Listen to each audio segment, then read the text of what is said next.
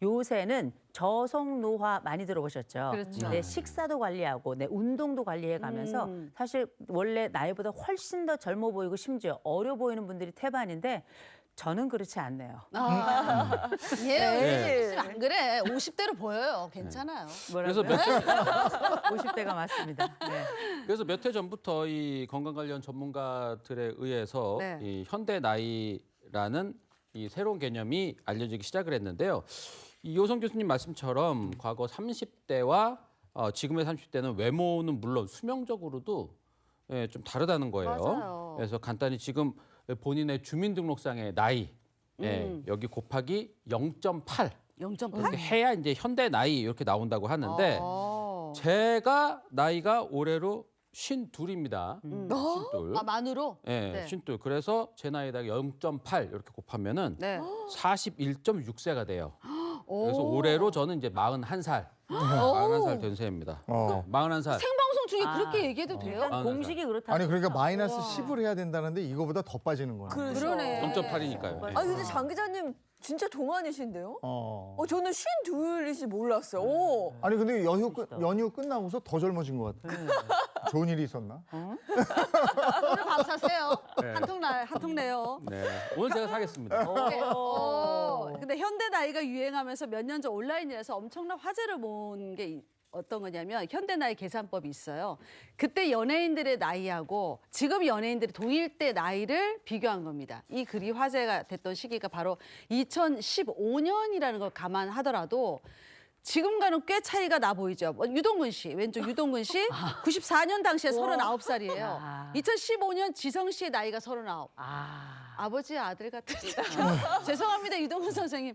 자, 두 번째로 민혜경 씨 91년 당시 30세예요. 근데 보아 씨는 2015년 당시 30세입니다. 그만큼 요즘 30세와 그때 30세는 계산법 다르다 뭐 이런 것을 확연하게 알 수 있어요. 스타일이 달라서 그런 거 아니에요? 이게 헤어스타일도 다르고 화장법도 좀 화장법도 다르고. 저때 또 그래서 사진 그런가? 기술도 다르고. 맞잖아. 그런 것도 없잖아. 고정 기술. 여러 네. 가지가 있을 수 있는데 제가 볼 때는 방부제를 많이 먹어 많이 많이 드셨어. 드셨어요. 진짜 깜짝 놀랄 정도로 방부제 미모다 그렇게 얘기하는데 신체에 대한 반응도 사실 많이 달라졌고요. 수명 자체도 굉장히 늘어나면서 지금의 30대와 옛날의 30대는 확연히 다른 거고요. 달라요. 특별히 요새 사람들은 자기 스스로를 정말 멋지고 그리고 젊게 또 꾸미기도 하죠. 저도 한번 애써보겠습니다. 네.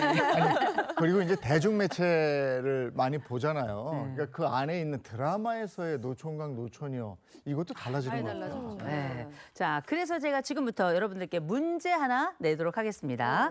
자, 한때 대한민국의 노처녀의 대표격이라고 불렸던 MBC 드라마 내 이름은 김삼순 다 기억하실 텐데요. 자, 그때 김삼순의 나이는 몇 살이었을까요? 아니 제가 이 드라마 좋아했어서 기억이 나요. 나이는 기억이 안 나지만 당시 그 노처녀로 굉장히 심 못 가고 구박받는 그런 역할이었거든요. 김산수라는 역할이. 제 생각에도 한 그 정도 된 것 같아요. 그러니까 삼식이 현빈 씨하고 막 사귄다고 했을 때 아우 너무 양심 없는 거 아니야? 이런 소리까지 나왔었거든요. 한 35살 정도 아니었을까 싶은데. 그렇죠. 그렇게 생각이 되시죠? 자, 지금부터 생각하시는 것과 완전히 다른 결과가 나옵니다. 그때 나왔던 드라마의 김삼순의 나이는 고작 30살이었습니다. 30밖에 안 됐구나. 30살인데 우리가 뭐 이 이야기하니까 감이 잘 안 오실 수 있는데 네. 여러분 최근에 이게 밀수라는 영화에 보면 거기 고민시 씨가 나옵니다. 아무도 맞아요. 없는 숲속에서. 30살이고요. 여러분 요새 뭐 드라마에도 그렇고 뭐 광고에도 설현 씨 아시죠? 아이돌. 30살입니다. 그리고 김다미 씨도 지금 30살이라는 거. 진짜 그렇게 안 생각해보면 보인다. 그때 당시 다르네. 김삼순 씨하고 비교해 본다면 지금은 정말 나이가 뒤로 쭉 밀린 것 같다는 느낌이 들죠. 아니 삼순이가 그 당시에 30살이었으면 저보다 지금의 저보다 5살이 어렸는데 그 당시에 그렇게 뭐 노처녀다라고 드라마 속에서 구박을 좀 받고 그런 캐릭터였던 거네요. 자, 그뿐만이 아닙니다. 네. 우리 그 KBS 드라마 올드미스 다이어리 다들 기억하실 텐데요. 요때 노처녀 라디오 DJ 미자. 네. 이때 미자, 이 일과 사랑을 그렸던 올드미스 다이어리의 주인공이었던 미자 역시 나이가 몇 살이었는가? 31살이었어요. 아유 세상에. 근데 올드미스라 그랬는데. 2005년 당시 그 여자들의 초혼 연령이 27.7세였다는 거. 네. 요거를 고려해도 30살에 노처녀 취급을 받았다.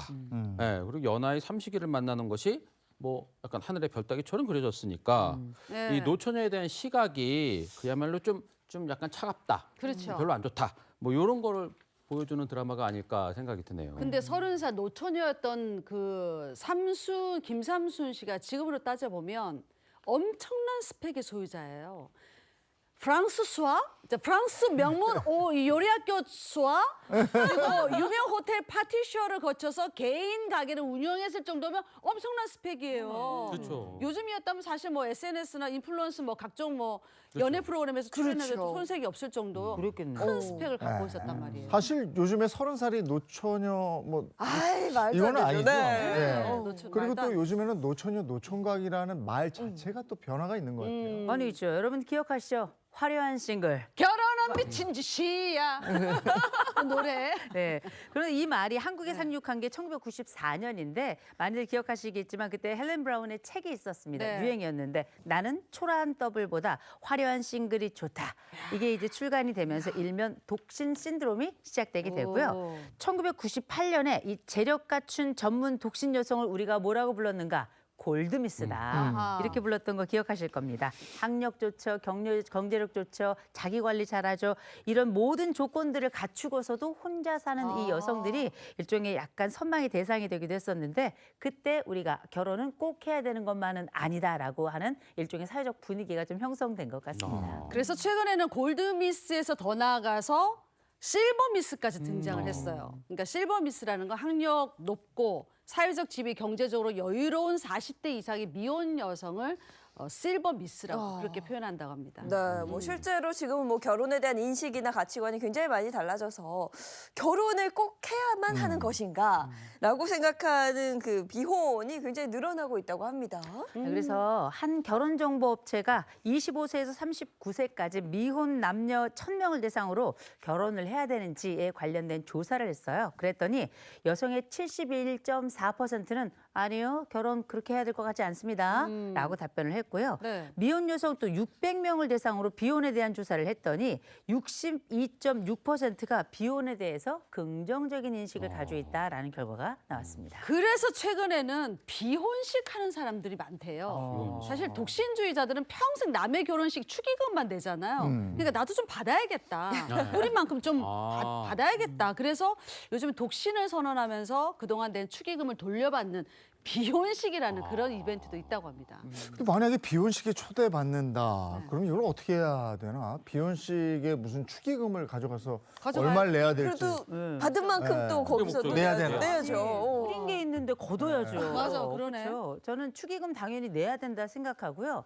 이제 이거 말씀 듣는 분들이 아니 뭐 결혼도 하는데 뭔 축의금이요. 그렇죠. 평생 혼자 살면서 계속 뿌리기만 하면 인생도 또 억울하잖아요. 전 뭐 그거 이상하지 않다고 생각하고 그러면 우리가 비혼식에 참여하게 된다면 도대체 그 축의금을 얼마를 내야 되는가 고민할 텐데 그래서 인공지능에게 물어봤습니다. 인공지능에게 물어봤더니 우리가 보통 일반적인 결혼 축의금 액수가 보통 10만 원에서 지금은 30만 원 정도 된다고 하는데 비혼식에 대해서는 5만 원에서 10만 원 정도가 적합하다라고 대답을 했다 그래요. 막상 주는 입장에서는 굉장히 좀 애매할 것 같아요. 결혼식 축의금은 축하한다 의미로 아까 뭐 말씀하신 뭐 10만 원에서 30만 원 뭐 낼 수 있는데 이거는 회수하려는 개념이 있기 때문에 결혼 안 하는 걸 축하한다 이러면서 주는 게 애매한데 그래서 이런 비혼식 축의금 때문에 막 이 친구들과 다퉜다는 그런 사연도 온라인에서 심심치 않게 올라온대요. 네. 그래서 사실 이 비혼식이 늘어나면서 기업들도 직원들이 결혼할 때 여러 가지 제공해주는 그 결혼자들의 여러 가지 혜택들 있잖아요. 네. 복지 혜택들 이런 것들을 비혼식을 한 당사자들에게도 지급을 한다라고 하는데 그만큼 비혼식이 이제는 뭐 여기 먼 나라 이야기가 아니라 이제 내 주변에서 일어날 수 있는 일이다라고 이제 기업들도 이렇게 보고 있는 거겠죠. 네, 맞습니다. 최근에는 뭐 비혼뿐 아니라 비혼 출산도 늘어나고 있다고 하는데요. 이게 시대가 변하면서 정말 많은 부분에서 달라지고 또 적응해 가는 진짜 것 같습니다. 변했어요. 예. 네. 오늘은 또 그냥 노총각 노처녀 얘기하다가 이제 비혼 관련해서 얘기까지 나눠봤습니다. 네. 여기까지 해야 되겠네요. 고맙습니다. 밖에 비 고맙습니다. 온대요. 비 온대요?